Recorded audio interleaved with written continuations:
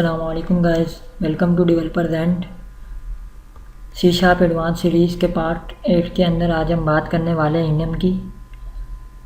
सबसे पहले समझते हैं कि इनम होता क्या है। इनम बेसिकली C# के अंदर जो हम काम कॉन्स्टेंटली जो हमें टाइप चाहिए होती है, जिसे हमें फ़िक्स करना होता है, उस पर्पज़ के लिए हम इनम यूज़ करते हैं और अपने खुद की हम कस्टमाइज डेटा टाइप भी बना सकते हैं।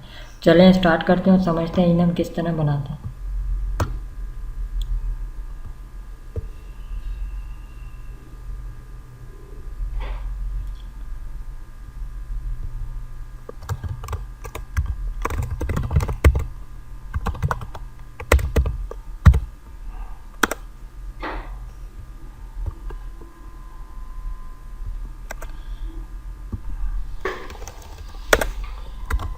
इनम हमेशा क्लास के बाहर बनता है। यहाँ मैंने लिखा इनम लाइक कौन कौन सी चीज़ कांस्टेंट हो सकती है, लाइक जैसे जेंडर है, ठीक है, जेंडर कांस्टेंट हो सकता है, फिक्स हो सकता है। मैंने लिखा मेल फीमेल। इसी तरह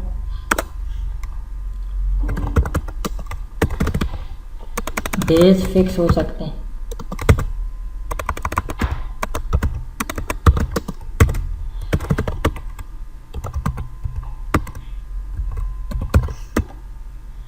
अब हम चलते हैं, इसका ऑब्जेक्ट बनाते हैं और यूज़ करके देखते हैं। यहाँ पे मैंने लिखा सबसे पहले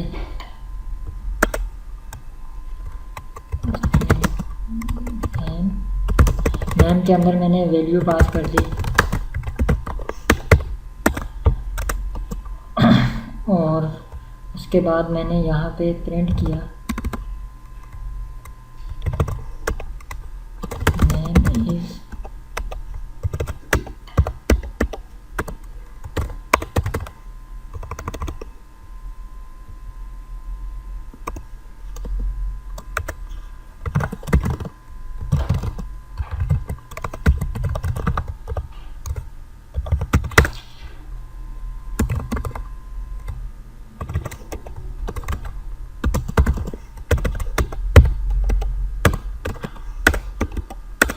उसके बाद यहाँ मैंने लिखा जेंडर इज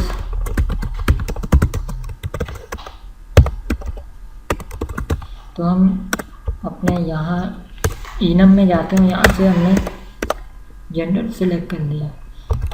अब चलाते हैं, इसको देखते हैं। सबसे पहले हमने प्रोग्राम का ऑब्जेक्ट बनाया,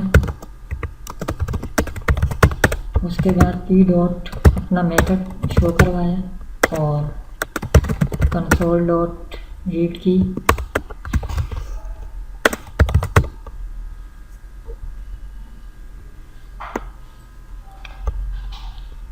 तो यहाँ पे हमें पता चल गया कि नेम मोहम्मद आकिब और जेंडर मेल है। ये जो हमने वहाँ इनम में दिया वही यहाँ पे शो हो गया।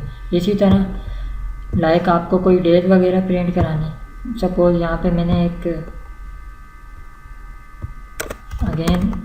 इनम यूज़ किया, टुडे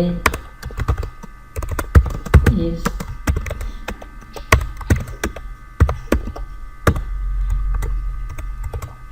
हम गए डेज के अंदर और इसके अंदर से हमने ये ऑलरेडी भी डेज का एक होता है, यहाँ पे आपको मैं दिखाता हूँ। डेज के अंदर डेज और वीक, ये C# के अंदर बिल्ट इन है।